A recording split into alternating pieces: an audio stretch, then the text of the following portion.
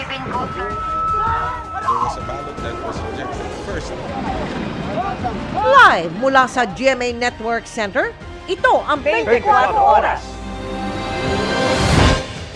Magandang gabi po, Luzon, Visayas at Mindanao.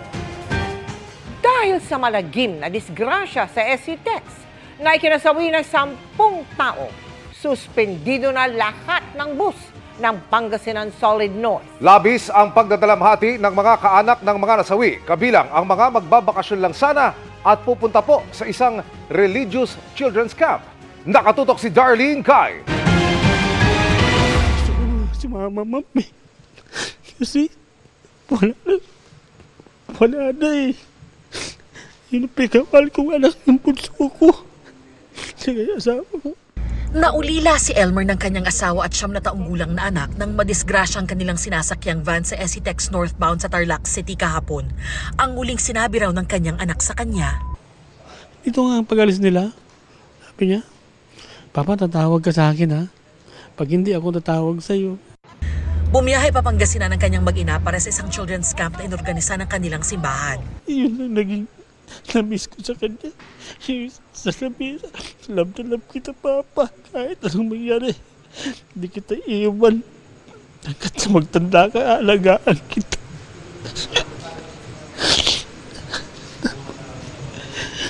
Ngayon, hindi ko na alam paano gagawin ko. Nauna pa sa akin. Yuping-yupi ang van pati ang isang SUV nang banggain ng isang Solid North bus dahil nakatulog umano sa manibela ang driver. Parang yung sardinas na sama-sama sa loob nung dinatnan namin, kaya medyo nahirapan kami sa pag-extricate kasi may tatamaan ka sa katawan ng mga nandun sa loob bago mo sila mailabas. Sabi ng Tarlac City Police, tumanggi sa drug test ang bus driver pero nagnegatibo naman sa breathalyzer test. Sinubukan namin siyang kunan ng pahayag pero tumanggi siyang magsalita. Sinuspindi na rin ng LTFRB ang lahat ng bus ng Solid North Transit. Sa amin kasi is whether or not there is gross negligence. Kapag yun ay napatunayan sa hearing, then yung preventive suspension of 30 days might be extended or tuluyang mawala yung prangkisa, ma-revoke o ma-cancel. Patuloy naming sinisikap na kunin ang panig ng bus company pero wala pang sumasagot sa amin. Nasawi rin sa aksidente ang mag-asawang sakay ng nayuping SUV pero nakaligtas ang kanilang 2 taong gulang na anak. Hindi ko rin po akalain kanina na may bata pala doon. Hindi umiiyak yung bata, wala kami narinig na kumusyon. Siyempre, alam niyo yung bata, di ba? Pero nung yung kotse na yung aming bubuksan, naano rin ako kasi nakita nandun yung 2-year-old boy na 2-year-old girl na bata, naka-car seat nga at minor lang yung natamo niya. Inilipat sa ospital sa Bulacan ng bata ng kanyang kaanak. Inuwi na rin doon ang mga labi ng kanyang magulang. Magbabakasyon lang po yung family sa Baguio eh. So, kalungkot lang. Umiiyak, Mami. 2 years old lang po kasi yun. So, walang kaalam-alam ng bata. Sa kabuuan, 10 ang nasawi sa insidente, 35 namang pasahero ng bus ang sugatan, kabilang ang 3 menor de edad. Ayon sa pulisya ay nakapag-usap naman na raw yung kinatawan ng bus company at yung mga sugatang pasahero na karamihan ay nakauwi na. Mula rito sa Tarlac, para sa GMA Integrated News, Darlene Kai, nakatutok, 24 Oras. Isa naman ang sugatan sa karambola ng 3 sasakyan sa South Luzon Expressway o SLEX.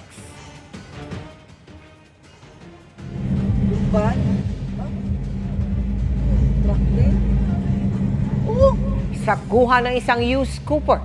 Makikitang wasak ang harapan ng isang trailer truck habang nakatagilid naman ang isang winged van. Sabi naman ng isa pang used Cooper, hindi madaanan kaninang pasado 12:00 ng tanghali ang southbound lane malapit sa Santo Tomas, Batangas. Sa inisyal na investigasyon ng PNP Highway Patrol Group, sumabog umano ang gulong ng trailer truck dahilan para bumangga sa mga concrete barrier. Ang nasa likod ng winged van, bigla umanong prumeno. Kaya nasalpok ang isa pang truck sa likod. Isang pahinante ng truck ang nasugatan sa disgrasya at agad isinugod sa ospital. Hinahatak na ang mga nadisgrasyang sasakyan ng makapanayam ng Super Radio DZBB ang Highway Patrol Group kaninang alas 3 ng hapon. Bukod sa 30 araw na suspensyon sa lakat po ng bus ng Pangasinan Solid North, sasampahan din ng mga reklamong kriminal ang operator at ang driver na sangkot sa mismong insidente. Nakatutok si Rafi Tima.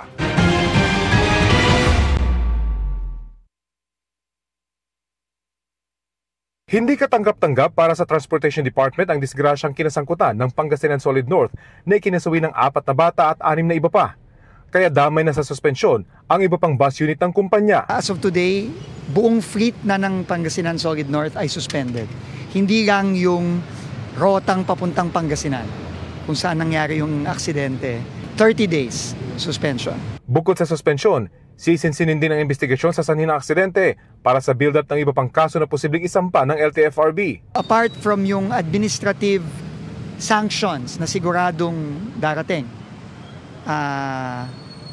nagpa-file din tayo ng criminal charges against both the company and the driver. Ang nangyari sa SCTEX, dagdag sa mga listahan ng disgrasya na nitong Semana Santa pa sinabi ng kagawaran na nakababahala. Bumupa ang Transportation Department ng Special Task Force para mabawasan ang pagkasangkot ng mga pampublikong transportasyon sa disgrasya. Kaya ikinagulat nila ang panibagong aksidente. Ngayong 4 na buwan pa lang ng 2025, nalampasan na yung total number recorded ng LTFRB ng mga insidente na matay at na injure nung buong 2024. Kasama na itong nangyari kahapon. Kaya sa pulong ngayong araw sa mga bus company, binigyang din na dapat may pagbabago sa mga susunod na buwan sa operasyon ng mga pampublikong transportasyon. Kailangan pag may aksidente, pag may pagkakamali, kailangan may parusa. At ngayon, sisiguraduhin natin maparusahan yung mga dapat parusahan. Para sa GMA Integrated News, Rafi Tima nakatutok, 24 oras.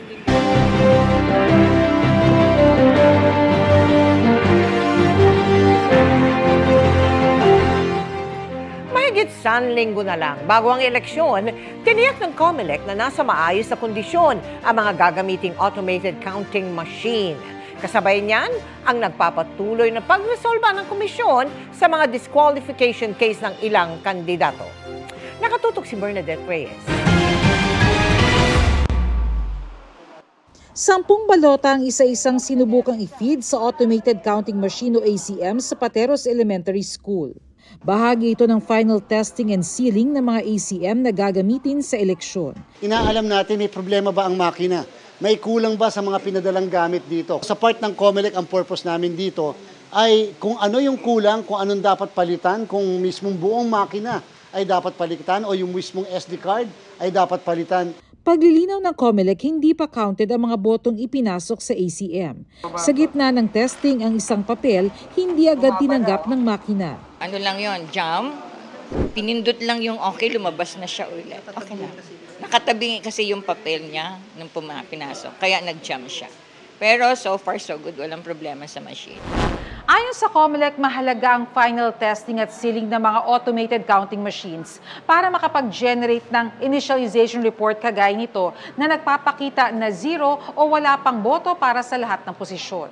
Dumalo rin sa final testing at sealing ang Parish Pastoral Council for Responsible Voting o PPCRV. Alam na rin naman nila yung mga kanilang dapat na obserbahan at gagawin during final testing and sealing. Naabisuan na rin yung aming po mga coordinators regarding doon sa mga schedules na to at kung ano yung mga dapat nilang obserbahan.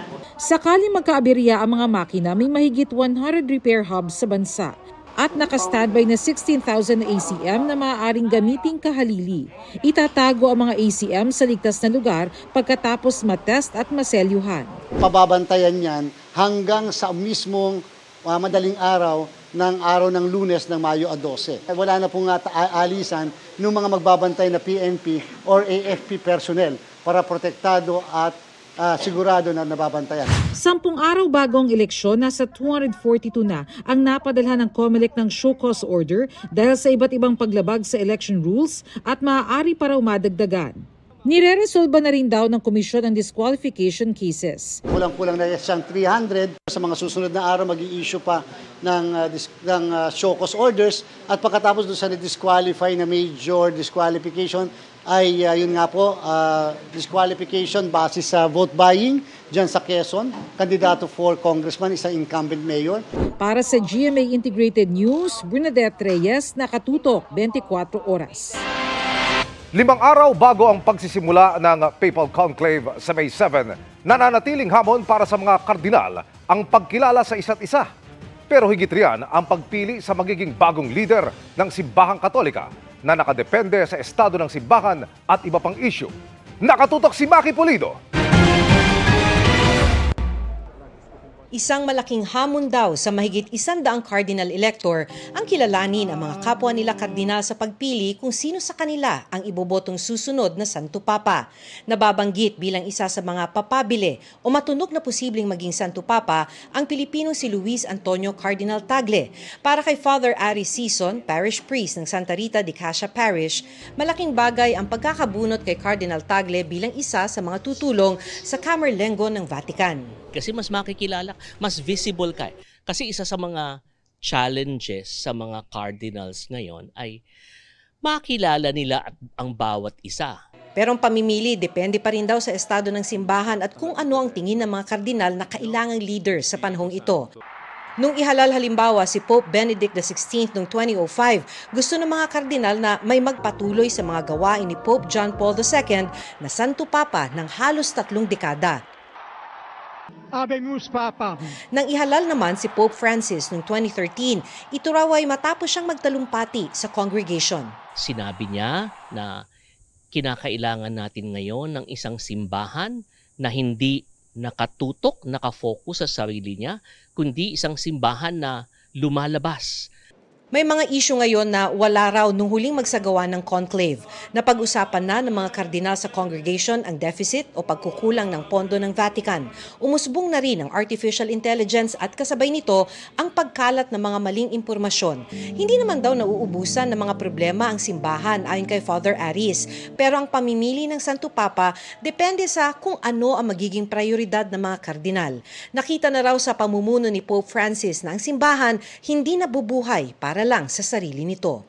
For example, pwede nilang sabihin, gusto namin yung magpapatuloy ng mga nagawa ni Pope Francis. On the other hand, may mga cardinals din naman kasi na they found Pope Francis too liberal, too progressive. So sabi nila, kapag ganun naman ang pananaw ng mga cardinal electors na yon, baka naman pumili sila ng someone more conservative, traditional. It really depends. Sabi ni Archbishop Charles Brown, ang papal nuncio dito sa Pilipinas, may napili na ang Espiritu Santo. Kailangan na lang makinig ng mga kardinal. I think it's important to remember that the Holy Spirit has already decided who the next pope will be. The Holy Spirit has already decided. It's the job of the cardinals to listen to the Holy Spirit and to make that choice evident in their conclave. Sa May 7, sisimula ng conclave sa Vatican. Para sa GMA Integrated News, Maki Pulido, nakatutok 24 oras. Good evening mga kapuso! From anti-selos to self-love, tila yan ang bagong matututunan kay Prof. Jack Roberto na busy and grateful sa kabi-kabilang blessing gaya ng matatapos ng iyong bahay at bagong pagbibidahan na series. Makichika kay Lars Santiago. Inspired and determined kung ilarawan ni Jack Roberto ang sarili sa trabaho. Focus sa business, sa bahay. Ngayon, may blessing pa na dumating. Nagsimula na siyang mag-taping para sa upcoming series na may Father's Wife. Kasama ni Gabi Concepcion, Snooki Serna, gayon din ang mga love interest niyang sina Kaizel Kenochi at Kylie Padilla. Isa po ako ditong nursing student na tumutulong sa magulang. Very loving boyfriend. Tinutulungan ko yung girlfriend ko na salat sa buhay. And nung pumunta ako sa US para makakuha ng green card, something happened. Matatalakay din sa serye ang falling out of love sa karelasyon. Relate kaya si Jack na kagagaling lang sa breakup? Pwede natin hugutin yun, pero baka hindi mag-effect dahil parang alam mo yun, sensitive pa sa yun. So kami as an actor, as much as pwede kaming gumamit ng techniques para hindi maging personal yung pag-atake namin sa eksena. Are you ready to fall in love again? Wala muna siguro, tito. Relax muna. Gusto pa mag-discover na iba't iba pang business. Back on track na tayo sa pag-workout ulit. Kasi medyo napoprostrate ako lately nung syempre maraming pinagdaanan. So, stress eating and etc. Pero ngayon parang game mode na ulit. Lars Santiago, updated sa showbiz happening.